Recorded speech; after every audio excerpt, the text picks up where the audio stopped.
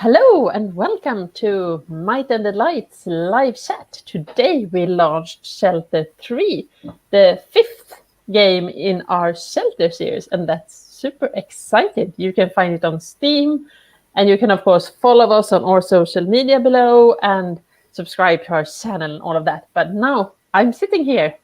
I'm Anna and I'm going to host this, but I have an exciting guest called Sophia. Woohoo! Hi. Sophia is lead programmer of Shelter. And what do you do as a lead programmer? What's your role?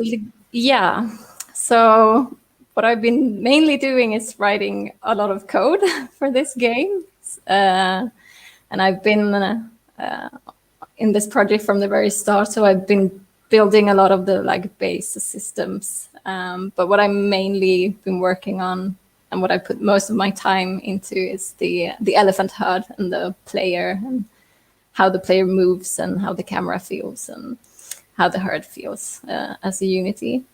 And then, of course, I've had some wonderful programmers with me on my team.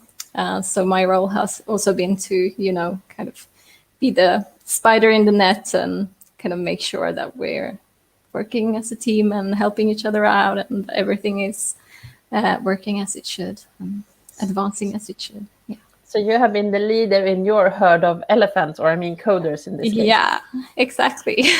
My own little matriarch. Yeah. So how does it feel today when the game is out? It feels really exciting. It's also a bit scary, and I'm very nervous to see what people think of the game and how it's received. And of course, it's something we put a lot of effort into and love and care, and so it's always a bit nerve-wracking to publish something. But I'm really excited as well for people to play it. And are you the type who read reviews, or are you the type who's like, no? Yeah, I try not to. I have today, and I prefer not to. I just prefer to leave it. It's out there. Okay, but I'm just gonna say to the chat as well that if you have questions for Sophia, please ask them, and I will I will try to look at it. Here we have someone who's just very excited, which is nice. We're also very excited on our end. Yay. So, but what's your favorite parts of the game, or what do you like the best? What have been your this is like? So one thing that I really like about the game that is a bit different from the other Shelter games is that in this elephant herd, there's 3 generations. So I really like that we have a grandma in there and that she gets to share, her memories and her experiences and life lessons. And I really like that we're bringing that perspective into this game. Yeah. And some other things that I also like is I really love the nursing animation and that kind of bonding moment with the mother and the child, and the mother kind of leaning over and petting the child. I think it's very nice, and I don't think I've seen anything like that in a game before. Yeah. So there's a lot. So have you been involved in all the Shelter series? No, I haven't. I've only worked on Pause previously and Meadow, but I haven't been involved in Shelter 1 and 2. So only 3 out of 5. Exactly. So that's still great. Yeah. Okay. So is this the one you have like the best, or you like all your games and children equally?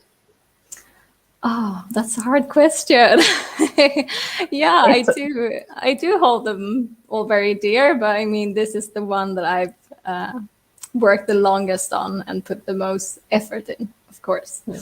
So, I guess this is more of more like my child that I feel very responsible for, whereas the others I've been more like a helper. Yeah. Yeah, we're getting a lot of love in the chat, which is nice. Oh, it's so And nice. of course, I'm not sure if you can answer this, so maybe it's a question you will have to dodge, but I'm just going to put it up here because, of course, when you have just released the game to your fans, people are like, will there be a new game? And this is a question about a Shelter 4, and you can do the political thing and say no comments, or I don't know. You answer how you want to. Well, I can answer that. I have no clue. Like, I don't even know. So I'm not the person to answer that question. Okay, so we don't know. Okay, then I'm gonna take it away, and there's people who want to play it. Okay, so but what's your?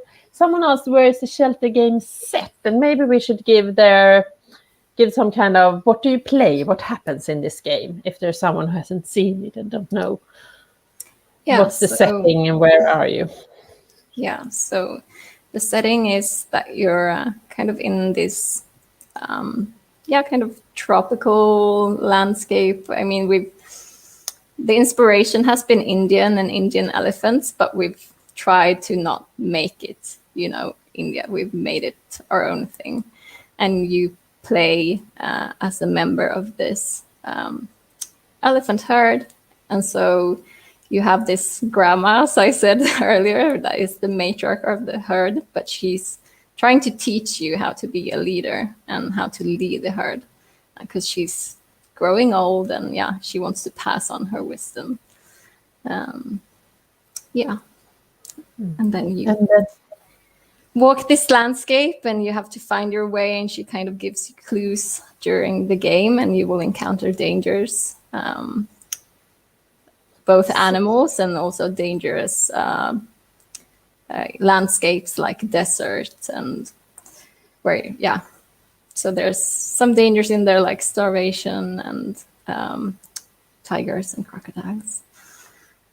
So it's like a little puzzle game to find where the grandmother is going, but also a little survival game and also a little animal game. I would say it's more like adventure survival game, and as always with the Shelter games, we try to bring like a very emotional narrative and tell a story with the animals and the gameplay. I have heard that, or I know that Shelter games make you cry. Maybe this is also a no comment question, but do you think this may happen? Yeah, I mean, I guess it depends on what type of person you are, but it's definitely a possibility, I would say. It's a possibility. God, the chat is going. I'm trying to both jungle here. Okay, but that's. So there was a question somewhere about if you're part of writing the story, and I understand that it's been like a creative process. So how does this happen? How do you begin? Like you maybe weren't there exactly in the beginning, but how does it come about? Yeah, it depends a bit from project to project. In this one, there were a few people that started out with like a pre-production phase before I came in, and then I also joined that phase. So there was already like a shell and a base when I came into the project. So there was already like an idea of what the game was going to be about. But then, as always in the production, you test things out, you find out that it's not doesn't have the feeling that you want it to, or it doesn't tell the story the way you want it to. So we've been molding the story as we've moved along as well, and try to make it something that we can feel proud of and that tells the story that we want to tell. So how does it happen then? Do you because since you're a programmer here, is it like you get a little piece of paper, program this, or do you sit in like creative circle with Post-its notes and like in front of the fire and like talk about the importance of grandmothers and those things? What's your so as the lead program, I've been quite involved in actually deciding what features goes in, and also somewhat in the design of those features. But yeah, sometimes we will get like a straight design, like this is how it should work. Sometimes it's more of a collaboration of, we kind of want to make this feature, and then we as programmers, we can kind of test it out and make a prototype, and then we as a team kind of get the feeling of what we want it to look like. It depends on what kind of feature it is. But it's very collaborative, I feel, and I always feel that I can voice my opinion and come with inputs, and that I also have a say in the design. So it's a very iterative process, like. Yes, definitely. So is there something in the design that you're like, yeah, crocodiles, that was my thing, I like that, or I said that I wanted to have flamingos, that's awesome, or that you have been like, I'm thinking in a creative process? No, I don't know if I could claim anything as like my own. I feel like it's all has been like a huge collaboration. Yeah. We also have a question here. Is there a specific species of elephant? This is like Shelter 3 is based on. And are there going to be different mechanics scaring away crocodiles? Yeah. So the species that they're based on are Indian elephants. And then there's not a like mechanic for scaring away the crocodiles, but we have a mechanic for keeping your herd safe, like calling your herd members to you so that the crocodiles can't attack them. So you can actually save your herd members from being attacked. By keeping together, that's also very nice. Yes, by staying together and looking out for each other. Staying together. I'm going to move this. Okay, so what are you going to do like tonight? Because I'm seeing that you're still at the office. Yes. Are you are you going to go home and sleep for 12 hours now after doing this work, or are you like is it like, yeah, it's now we get the bug reports, so now we go back to work? We're keeping an eye, open, like, is there anything we need to jump in and fix right now? Yeah. So we're staying on for a bit, but I think, once we feel safe enough to go home, I'm probably gonna just pass out and sleep for some time, because it's been really fun to finish up this game. But as always with the release, it's intense and your energy is very high for a long period of time. So, but yeah, it's interesting because you release a game and then you kind of feel like, oh, now I can relax. But then that there's probably going to be a few bugs that we'll have to look into, and we're of course ready to patch and fix anything that comes up. We're here for the players to fix the game as well. So, yeah. So until summer, you will be fixing patches and maybe eventually move over to Book of Travels, or what's the plan for you? We'll be looking into patching the game for some period of time now, and then I'll be actually moving over to Meadow, because we have some plans for Meadow as well. Okay, yes, we had some questions here. So is this like, are we going to give them a little tease that things may happen with Meadow in the future? I'll just say we have some plans, and that's, I'll leave it at that. Good, watch our social media. There may come things. And here's someone has a very specific buggy question, because I'm thinking your life has been a lot of bug. Yes. Has there been a special bug that's been extra annoying? I mean, there's been some reoccurring bugs, and the most annoying for me is when elephants get stuck, because I've been working so hard with them, and sometimes they won't cooperate with me. So, and I so when people report that, it's always like my heart goes, no, not again. Like, please be cooperative. But if one sees bug, should one report them and how and so on, or is it because Yes, there's some? please. So on Steam, in the community hub, there's in the forum there's something called support, and there people can add all the bugs, and we'll be keeping an eye on that. So we're very grateful for anyone who wants to help us out with that, because we can't be everywhere all the time and test everything. Now all your fans know who will take care of your bugs. Who Oh, will come to work Monday morning and be like, "Oh, more bugs of elephant that doesn't move." Now they know who to blame as well. So. No, I don't see any blame here. I see mostly love, because you still made this awesome game. That's so nice. Thank you.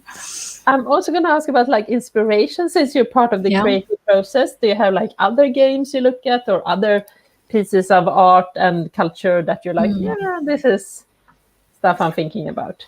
Yeah, I think I'll leave like some of the inspiration stuff for Emma, because Emma's the art director, and she's been looking at a lot of things for the art direction in the game, how it looks and such. But I've actually, as a programmer, I've been looking at a lot of nature footage of elephants, just to try to get the feel right, like how when you move with the player and the herd, to get the kind of how they behave together to feel like an elephant herd. So I think most of my inspiration for that has come from actual real life elephants. And then also I've been looking a lot at Shelter 1 and Shelter 2, because of course we want this to feel like a shelter game, even though we've kind of taken it away from its usual biotope, and we've done a lot of changes and brought in a lot of new stuff. We still want it to feel like a shelter game. So is there, like, more in general, is it other, like when you relax, do you play is there other computer games you play that you kind of like? What type of games or other type of culture that you are into? Just in my free time? Yeah, in your free time. Are you like a bookish person, or do you sit and like? I'm more of a bookish person. I wouldn't say I play a lot of games. And when I do, they're mostly like smaller, short indie games and stuff like that. But I have been enjoying, for the first time, like a longer game, which is The Last of Us. Previously. So that's what I'm playing at the moment. But usually I'll do something else in my spare time, like read a book or knit, or so between knitting and Last of Us, it sounds glorious. I'm gonna have someone say, I love the group interaction between the elephants. They really do feel like a family. Is that thanks to you? Could you be like, I'm really happy to hear that, actually. Oh, that's so great. I'm soon gonna be finished with you, because now we talked. This was nice.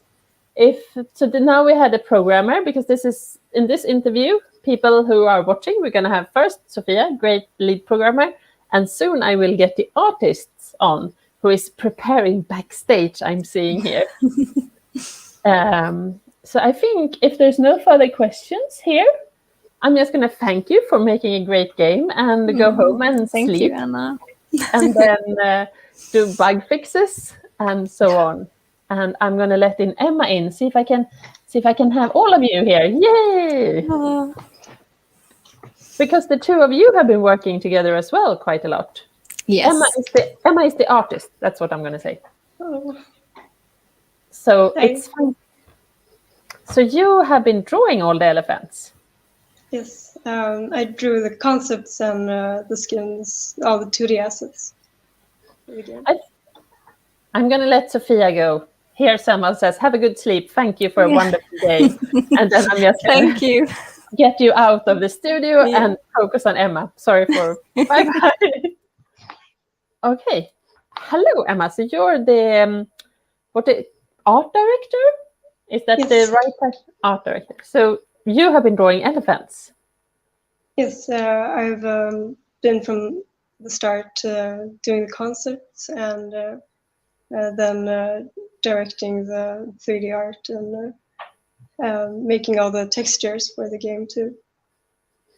Nice. So you were involved in the very, very beginning when, like, before it was Elephant, when you guys were just, oh, it's going to be a shelter game. So how did that process look like? Why did you want to make another shelter game? And why did it want to be elephants? Yeah, I think we wanted to have something in another biome that was far from this Nordic biome that we had before with the badgers and lynxes. And something that was a grass eater also as a change, and an animal that lives in a herd. So were there other animals you looked into, or were you like directly elephants? It's the I think Jacob talked about this. He said that red pandas was considered. I joined when elephants was decided, so I never took the choice, but I'm glad it was elephants. So were you in this creative meetings in the beginning when you like discussed the story about this generations and the herd and so on? And yeah, Yes, how was that? yeah, I was with from the start, and some inspiration I had was from this book called White Bone of Barbara Gowdy that was about elephants, and it also had this sort of mystical feeling to it, that they had like a culture of their own, and that was sort of inspiring also. And then I've understood that you also went and visited zoos and like looked at, how do you say that, zoos, like animal parks, whatever, Yeah. to look at real Yeah, life. we got to see how elephants behaved and communicated with each other, and talk with an elephant expert also. It was really educational. Right in the start of the creating the game, we looked a lot of like documentaries about elephants and how they live and behave. So you're somewhat of an elephant expert now. Well, a little bit. A little. There's always more to know. And here we have a question, actually. Did you know a lot about drawing, texturing elephants? Did you have to learn some nuances? Yeah. It sounds like you didn't, but we can still answer this question. But like you didn't know a lot of it, or maybe you did, I don't know. But how was it to approaching the elephant from like an artistic point of view? Yeah, it had its. The elephant is such a big animal, so that made presented some difficulties in the game, like perspective and detail, like in the texture, the texture tiles everywhere. But like one thing that we wanted to do was to make the elephant feel big, and getting that everything to just look good. But I studied elephants, how they looked, and then tried to simplify it in this sort of shelter style, the geometric sort of style that shelter has. If there are any like artists or people who love to illustrate and draw and things like that, what's your best like advice if they're like, I want to make animal drawings or work with this? I think studying just how things look in real life first, and then if you want to try to take it to another sort of style, then you can do that afterwards. It's easier if you understand sort of how something looks at first. So watch a lot of animal films and visit a zoo. That's that could help. Yeah, I think so. Was there like different like tries on elephant? You had like this elephant style, and then you took them down and discussed and like, should we make them more blue or more like bigger or like grayer or? The elephant shape of the elephant was set in a day, but then like the textures for the different elephants in the herd, that took some time to sort of make them each character sort of distinguishable, and yeah, to give them more character, because at first I sort of wanted them to feel like more alike, and just to find that balance was a little tricky, but it was fun finding the different characters in the elephants through the skins. So like the characters, this is the elephants in the herds. They are like slightly different on purpose to like, yes, this is a personality. So you can also maybe feel it if they shouldn't make it at some point, which of course they always do, but we never know. Is that kind of fun?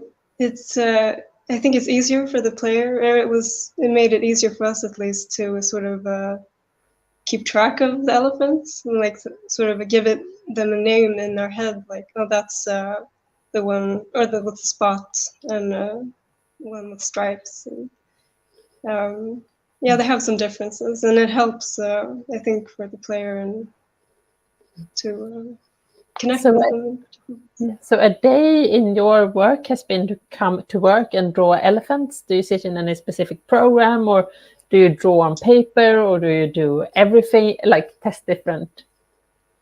Yeah, I usually like begin on paper with just doodling and then trying to draw, and then I work in Photoshop with the 2D, like the textures and everything that's in the game.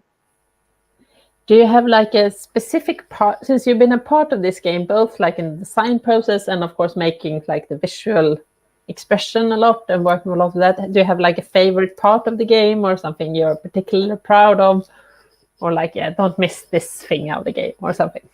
Yeah, I liked working with the elephant textures because it has the sort of character bound element. I've always been mostly interested in like creating characters, but also setting the post-processing with lighting, and that was the first time for me to do that, and it was fun. It was fun being able to do that, and I think the end scene is my favorite of those places. Yeah, so let's not spoil that, but yes, yeah, it's nice. Oh yeah, no, we shouldn't. Yeah. Play the game. You will find the end. But like, yeah, because the elephants aren't always realistic. They're like they're having little stars and dots, and like, how did you end up there? Like, I can't even remember now. I'm like seeing that, they're not all gray. They're just different kind of, yeah.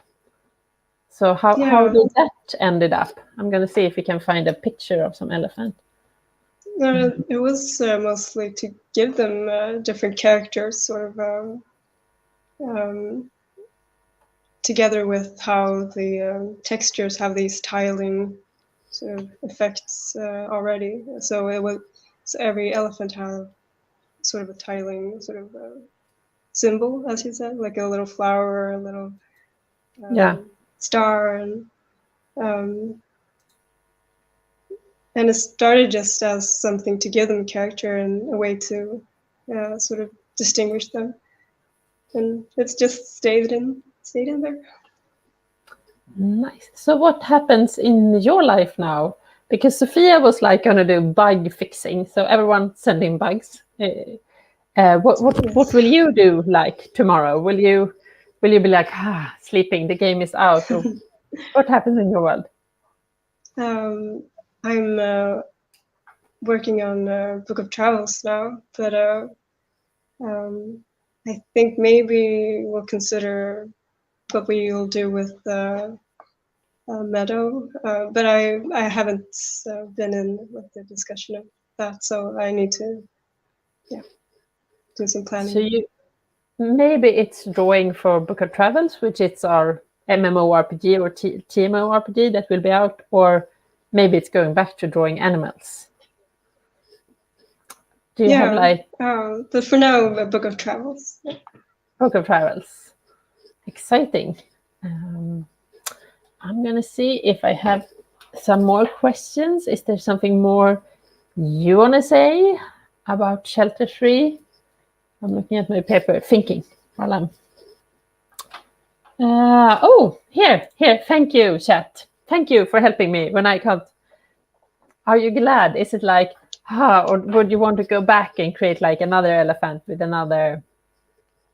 are you glad to be done with Shelter 3? No, something is happening with the connection. Is it me or is it Emma? I don't know. It seems to be Emma. Not sure what's happening. We have another guest, so I'm gonna bring in that person because I'm not sure what's happening with Emma. So I think it's Emma's internet and not mine. Let's hope so. So I'm bringing on a new guest. Woohoo! Yeah, Hello. Emma has... Hi, I want to have you in the... I'm trying different kind of like... Yeah. And I think I'm just going to say... They all look good. They all look good. Great. Yeah. Emma is shocked by the question. We thank you, Emma. You can send her your love in the chat. Because... the question broke her internet connection. Such is life. She's going to go back to draw beautiful animals for other things. I think I'm echoing in your end. You think? Yeah. Well, I think I have my headphones on and nothing is looping here, so it shouldn't echo though. Yeah. Okay. Good. No. Okay. Anyways, who are you and what have you done with this beautiful game? My name is Joseph. I'm a sound designer at Might and Delight. So I take care of everything that has to do with the audio experience. Yes. And but I'm not alone. I have a team that works with me and musicians that do the lovely music, and also all the rest of this team too is part of what I do, of course. So, yeah. But my discipline is based to the ears. To the ear. Yeah. Okay, so are you part of the like early processes as Emma described, when when you're sitting and brainstorming, or are you coming in later, or when is it like? Does Jacob, who is one of the founders of Might and Light, come to you and like, Joseph, we want music for an elephant game, fix, or how does it work? This for this Shelter game, it's been quite a journey for the music wise. We have been through many stages, and I mean the brainstorming certainly. I've certainly had my share of brainstorming, but for Shelter 3, I came in a little bit later. The development had been going for a while, so there was a foundation, both visually and in the audio spectrum that I stepped into, so to say, and then we worked with that and made our path from what we had into what it is now. Yeah. Because it's the Retro family that does the music, but you take care of it later. How does that process work? Yeah, well, exactly. Retro Family, which is a trio of musicians that we have worked with for, we have worked for 10 years now, which is quite extraordinary. They made music to many of our games, not every game, but almost. And they're like family to us, and we're very close. But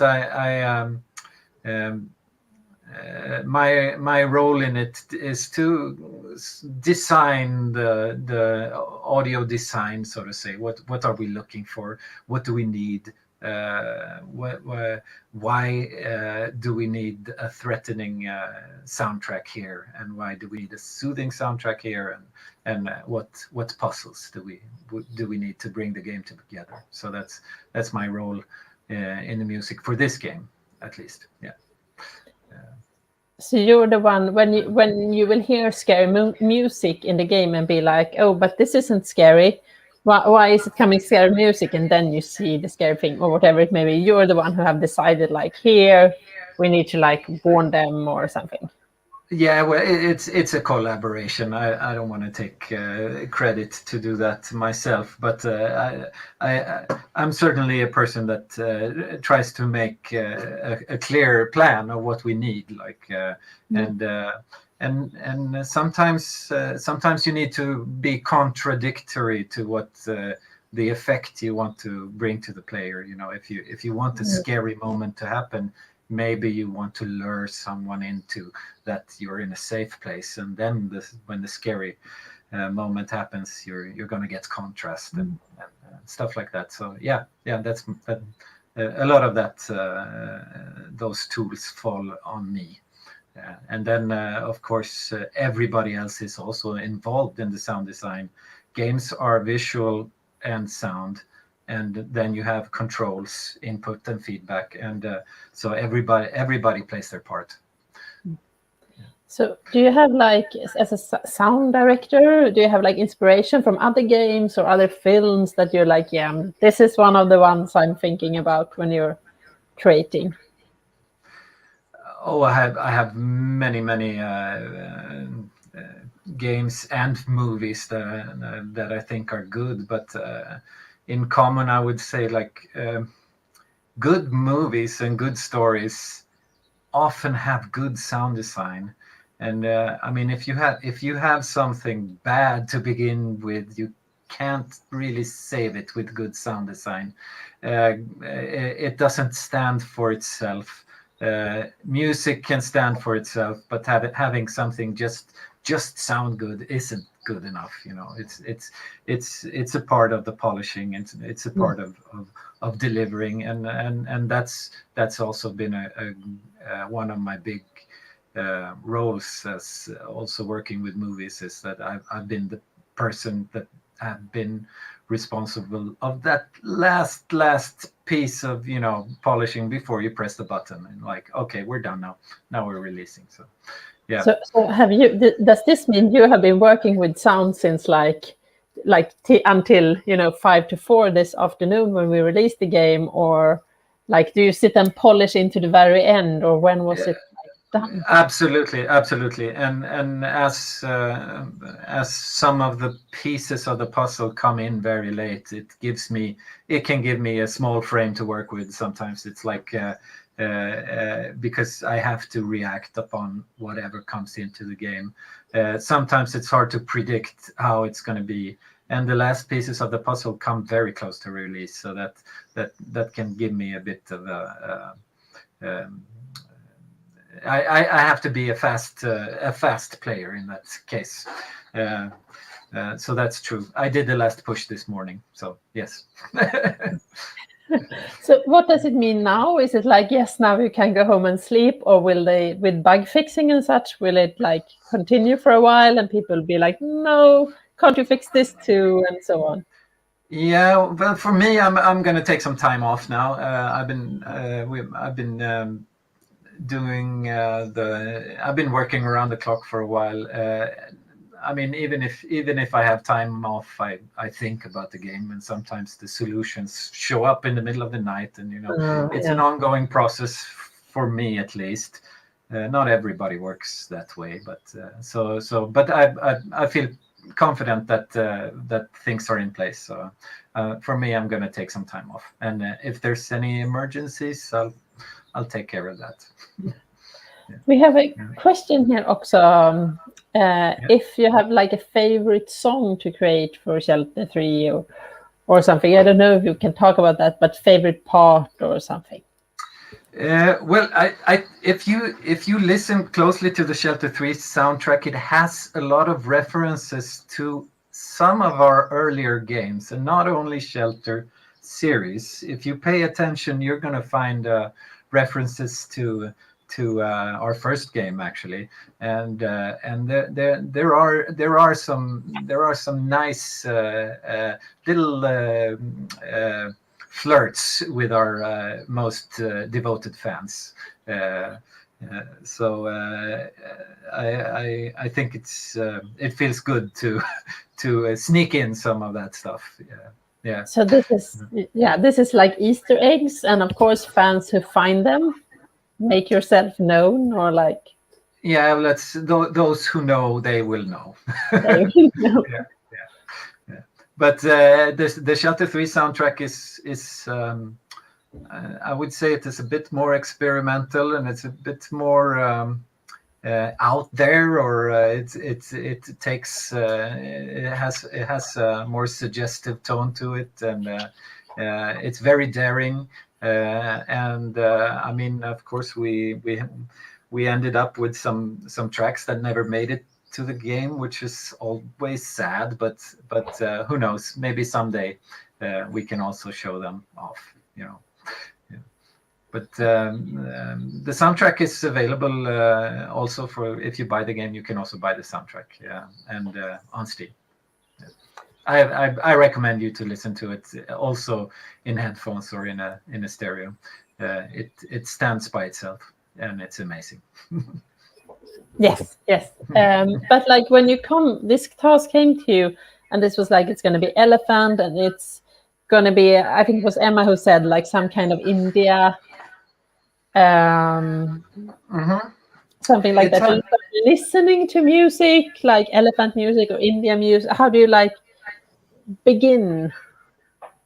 Well, we did have a lot of Indian influences in the soundtrack in the beginning when we were doing sketches, and we even had a sitar, and the sitar is actually in the game in one spot if you can find it. But as we worked, we kind of find a more traditional shelter theme. I mean, the shelter soundscape has developed ever since we made Shelter 1, which I also was involved in.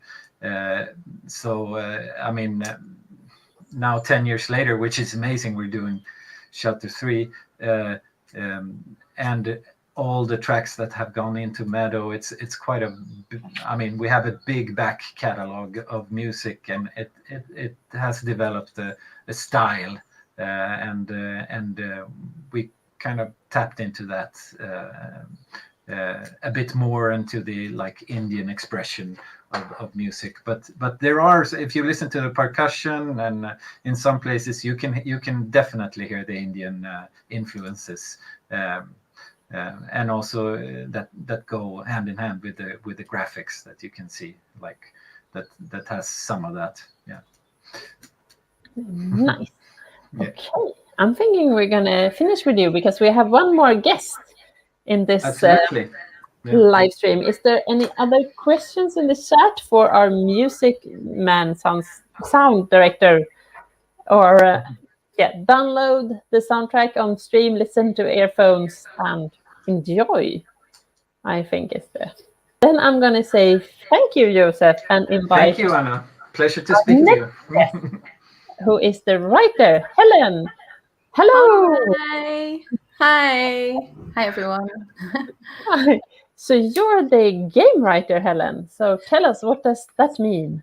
Oh, amongst other things, Anna, like anything to do with text in the studio at the moment kind of goes through me, and that means that I talk a lot with well, not as much as I'd like with the community. Some of you I can recognize in the chat, which is really nice.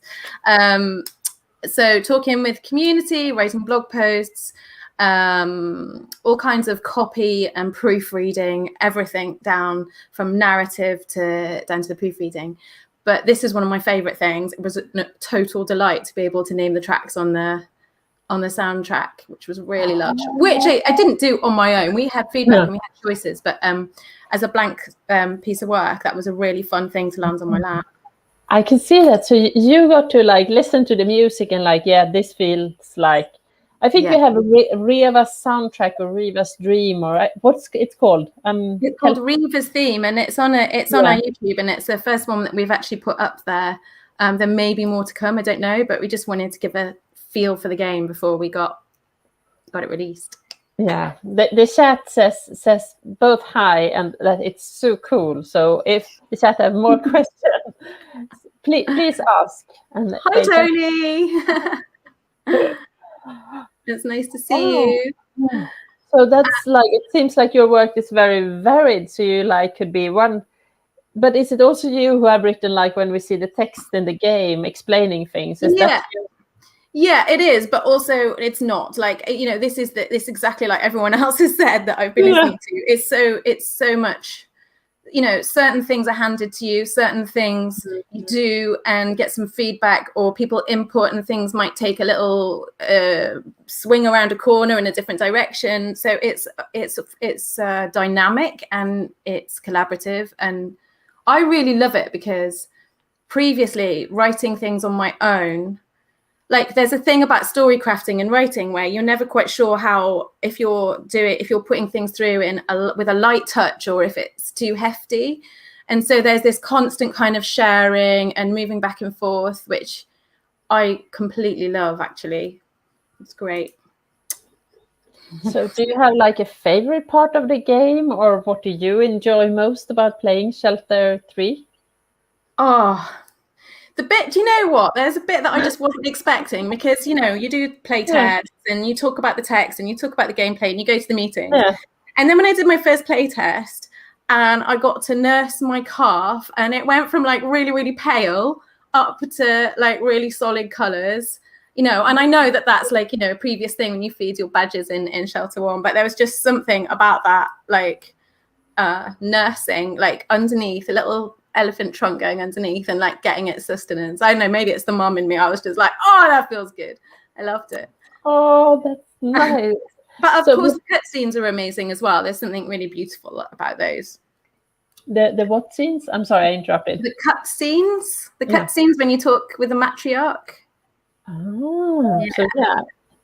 So yes, there will be, if you haven't played it, there will happen, the cutscenes, you will get to see them. Have I said too much? No, I think it happens fairly early. So I don't think that's too much. I think it's like hopefully the right amount of, like, you know, being a little teased. Yeah. Yeah. I think so. Yeah, and that's the thing about working in the marketing as well. It's like, you know, being able to sort of say, well, this showing a certain amount, but not showing too much is kind of part of that too. Yeah, and you're like, Joseph was going to take like time off now, or like a week off, I don't know, but like, because your job isn't done, you're going to continue working now up to Easter, spreading the word. Yeah. Yeah, it's going to be really interesting to see what people have to say. I think there's, you know, it is a different game than its predecessors, which we want it to be. So yeah, it's interesting to know. It's just crazy to think that people are playing it right now, some of you like right now, and we're going to hear how you feel about it, and helping with passing on any fixes to the QA team, and just sort of getting back into community conversations is going to be quite nice for the next week, I think. So if one wants to be part of like the community conversation, is there like special hashtags, or should one be on because you're on Twitter and you're on Facebook and you're all yeah, like we're on Instagram, as you know, because you're Instagram, and Twitter. So we're different kind of response rates in different places at the moment, but you know, the place where we try and get people to go, where you can have conversations and actually get like sort of news first and chat with us and report things, where I think we've got a really, really lush community, is on Discord. We've got a really, really nice place there. People are sharing fan art and other art and hobbies and just feelings and lockdown things. So our Discord server, which I can put a link up to after this broadcast. Can I do that? Yeah, I think you like can in this chat. We also have like below us, it's the Discord and at Might and Delight. You hope you find it. Yeah, that's the place. And I've seen a few people having a few little issues and buggy things. So, you know, pass them in there and we'll make sure that people see them. So thanks for bearing with us. Yeah, because I'm thinking like, because everyone, because I as the evil interviewer have tried to put you in like little boxes, because I think I'm a box person, but all of you four have been like, no, we cooperate. So this cooperation is going to, like, all of you watching are now part of the cooperation. So report stuff, be part of the conversation, spread the word. And yeah, so- 100%. Yes, please. I mean, it's Yeah. very much about that. You know, every game that we're making is a response to the games that have gone before, which is a response to, you know, your response to the games that have gone before. So it's all a huge part of that process. I'm also going to take 2 questions in the chat. We have this one here about if it will come to Switch. Do we know that? I don't. Oh, I know. And you know what? We did do a Switch for Shelter 2, and it's a common request and it's noted. I think that's all I can say at this point. Yeah. It is noted, and we will keep that in our hearts and keep going. So Yeah. anybody that wants a Switch, just tell us, and not a Switch, like the game on Switch. We do keep a track of what we're asked for. So it's no plans as yet. Yeah. Sorry. Yeah, I'm going to continue with. I had one here. Is the story a bit open to interpretation due to visual storytelling aspect of it? Is it Shelter 3 open to interpretation in the similar way as previous Shelter games? Oh, I love that question. I would say a bit less so, but it still is. I mean, yes, totally. It's very much an experience. We're trying to leave in your hands and for your interpretation. So that again is like story crafting and the language and not too much and not too little. So I think yes, but no. Maybe tell us what you think later when you've played it. Oh, that's a good question. That's a good answer, I think. Okay, and then we had a question here. If there anything you wanted to include in the final game but couldn't, are the stuff added later on DLCs and such, like Shelter 2 Mountains? Do we know this? I don't. Maybe you do. I'm not. I mean, no. I think the thing is, I've definitely had some thoughts, and I'm sure that other team members have as well. So I think at the moment we've got to gear up for Book of Travels, and Meadow needs some looking after as well. But it's never a closed book. Yeah, because people have also been asking if there will be elephants in Meadows. Can we give them some clue? Do you know something about that? Maybe. Maybe. It's a big maybe. Good idea. That's also good answer. So that's all. We're leaving it at that. Perfect. Good ending. Yeah. But yeah, do you have like inspiration when you write stuff like this and work? Is it like other games, other films, art, movies, literature that you like? Oh my God. Yeah, absolutely. Small question for you. I'm sorry. Yeah, just tiny little question. Could answer that in 3 seconds. Yeah, absolutely. First thing I do is I look to the game and I look to the themes we've discussed, and then I love looking at the context. I love writing like this because it feels like solving a puzzle. There's so much work that the words have to do. There's so much, and also not to overwork it at the same time. And then I kind of try and refine the voice a little bit. With Shelter 3, I don't know. I think keeping it quite minimal and clean was quite important. I mean, Jacob certainly wrote some of the texts in the middle, which I haven't even changed a huge amount. So it's Jacob and me, and Dennis has helped too. So I think keeping it very simple and making sure that the delicious little words, that the adjectives or nouns that we do choose that have a bit more weight to them are the right ones. It's a different thing with Book of Travels. With Book of Travels, the voice creation is quite a different process. But yeah, I read some folk lore. I can definitely think of some recommendations and some resources that I could post later, but off the top of my head I can't think of any. No, I'm sorry, just a very big question, but maybe we have a few minutes left. This Book of Travels that have been mentioned, because the studio is now currently making 2 games. So just Shelter 3 and Book of Travels is going to be out like summer. It sounds super exciting. Can you say something about that for our Shelter fans who may want to play Book of Travels come summer? Yeah, I absolutely think it's really good to cross promote. I hate that word, but to introduce players from Shelter to Book of Travels and vice versa, because they're both games with like a traveling soul and an experiential kind of heart to them. Even though we have,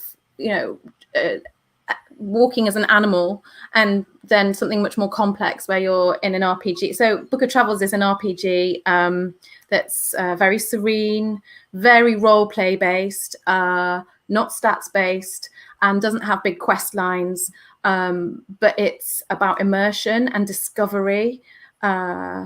So yeah, we kickstarted it in 2019. It was really good fun, and we did pretty well there. And we've got an early access version coming out in the summer, and we're going to keep building on that as we go. Again, that was a really collaborative process where we talked a lot with our backers as we funded it, and we've got ideas from them going into the game at some point. So super exciting community work. Yeah, and here we also had a question because sorry, how did Meadow affect the development of Shelter 3? Because Meadow, like Book of Travels, is an MMORPG. So have this been different? Yeah, so, well, this is an interesting question, and I think maybe Sophia Sophia would be able to answer this better. I definitely know that I can talk a little bit about the relationship between Meadow and Book of Travels, because this is about our, the sort of philosophy and the energy that came from Meadow, which was a bit of a surprise, really, how positive and beautiful it was from the community. Was because you just play a certain amount of people on a server. So for those of you that don't know, Meadow is a little multiplayer with big emotions, a little multiplayer set in the Shelter world where you can play lots of different animals and you can run around together, but you can't speak. You can only use emotes.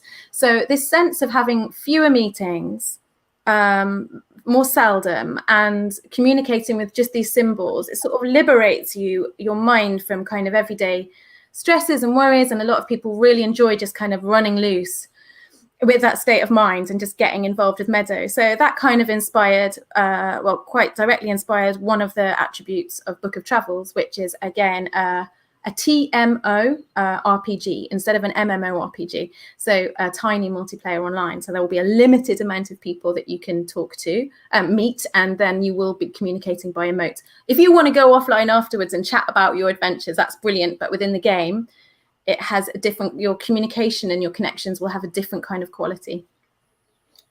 Okay. It says here that Book of Travel seems an absolute perfect game.